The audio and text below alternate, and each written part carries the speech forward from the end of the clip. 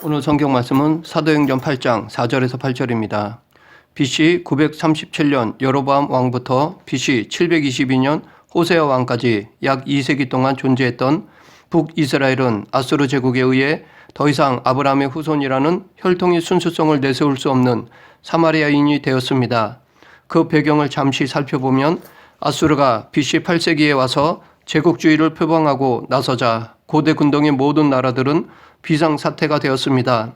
근동의 모든 나라가 그랬듯이 북이스라엘도 아수르의 공격에 대비하고 나름대로 국방과 외교에 전력을 다해야 했습니다. 그래서 북이스라엘은 먼저 아람 다메섹과 연합군을 만들어 아수르에 대항하기로 동맹을 맺었습니다. 그리고 남유다에게 자기들의 동맹에 가담할 것을 제안했습니다. 그런데 당시 남유다의 아하스 왕은 북이스라엘의 제안을 거절하고 오히려 아수르의 왕에게 많은 예물을 주며 아수르가 이들을 무찔러 줄 것을 요청했습니다. 이 편지를 받은 아수르 왕은 이것을 팔레스틴 지역을 침략할 좋은 명분으로 삼고 수리아를 공격하여 폐허로 만들었습니다. 그리고 다메섹을 함락시키고 다메섹 사람들을 메대로 강제 이주시켰으며 다메섹에 식민지를 건설하고 아수르인들을 그곳에 살게 했습니다.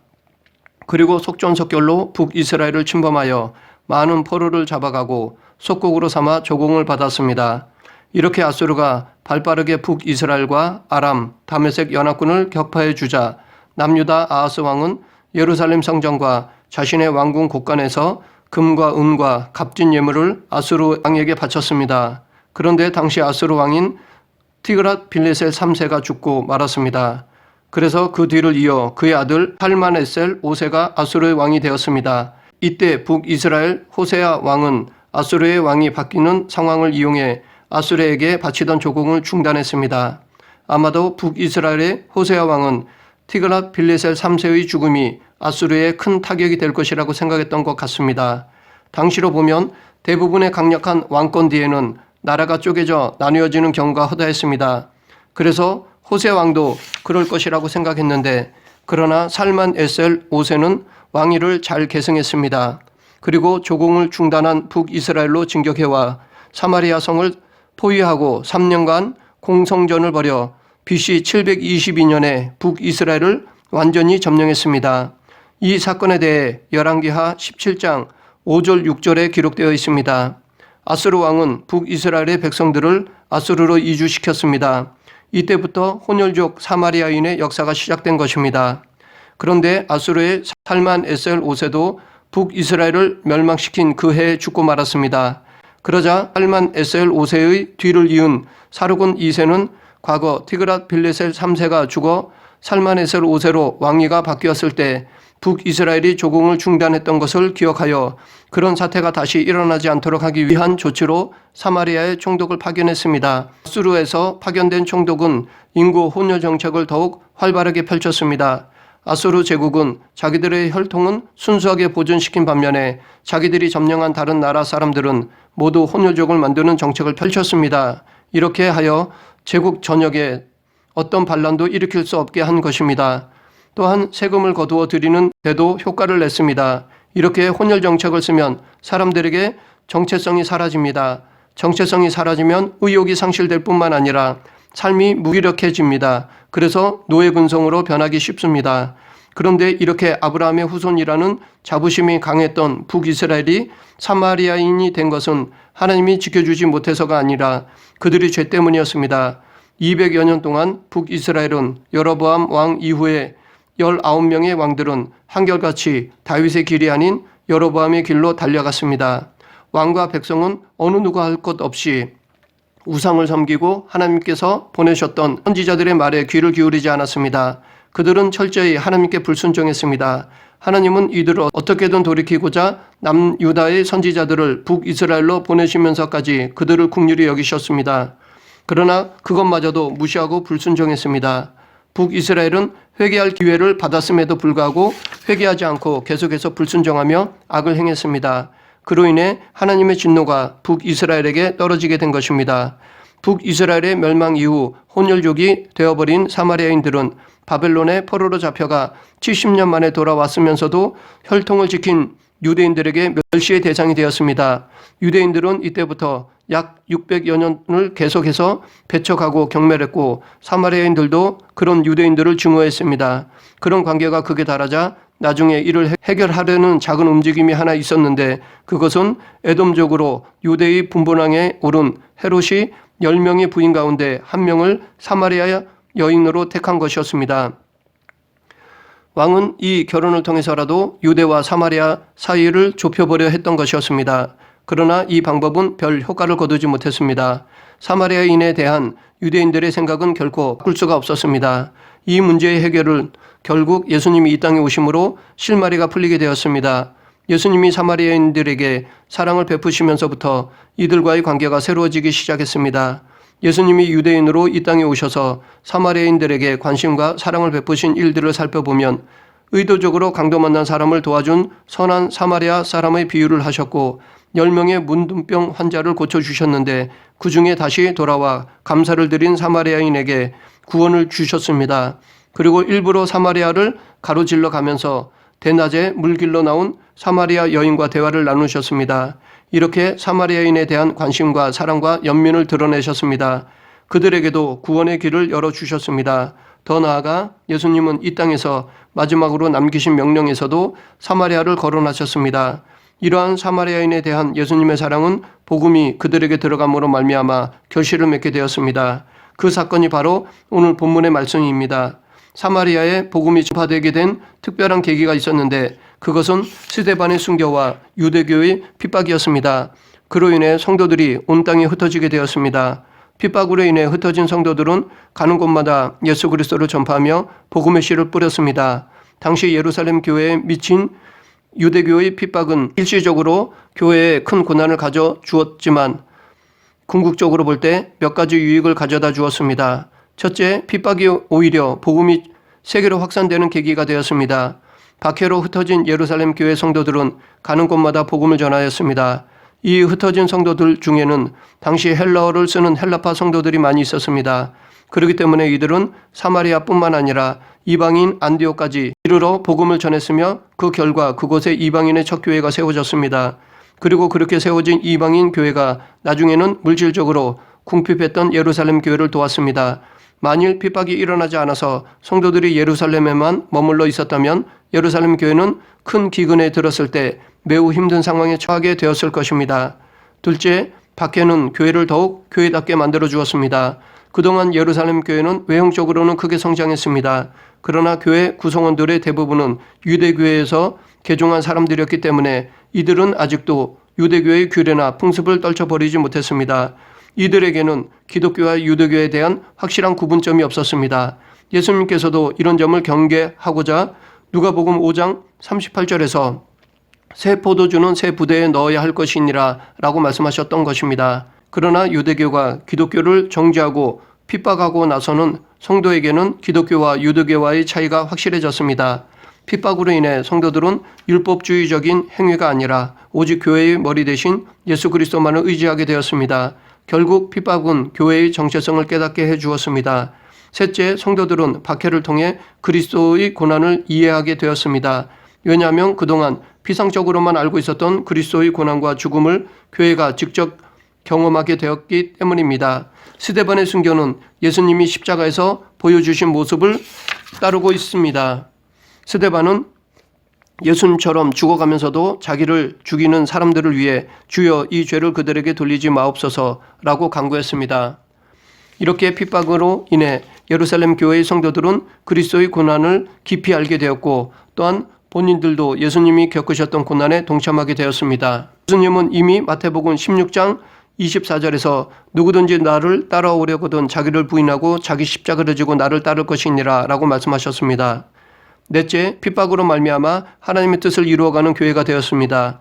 교회는 예루살렘에서 많은 성도들을 얻었습니다. 그렇기 때문에 예루살렘 교회는 예수님의 명령에 따라 온 유대와 사마리아와 땅끝으로 그들의 눈과 발길을 돌려야 했습니다. 그런데 그들은 그렇지 못했습니다. 예루살렘에만 머물러 안주하려 했습니다. 그래서 하나님은 핍박이라는 섭리를 사용하여 안주에 빠져 있는 성도들을 강압적으로 온 유대와 사마리아 땅으로 보내신 것입니다. 하나님이 허용하신 핍박으로 말미암아 교회는 그제서야 예루살렘에서 온 유대와 사마리아와 땅끝을 향해 복음을 전하기 시작했습니다.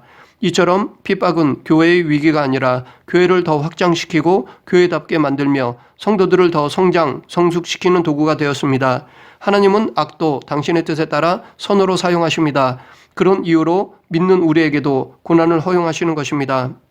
그러므로 우리는 고난 중에 악을 선하게 사용하시는 하나님의 능력을 믿고 인내하며 하나님의 뜻에 순종해야 할 것입니다. 그러면 때가 되면 다시 회복해 주시고 더 귀하게 사용해 주십니다. 이렇게 예루살렘 교회의 핍박으로 말미암아 예루살렘을 떠난 성도들 중에는 빌립이라는 집사가 있었습니다. 그는 예루살렘 교회에서 구제의 일을 감당했던 성령 충만한 7 집사 중에 한 사람이었습니다.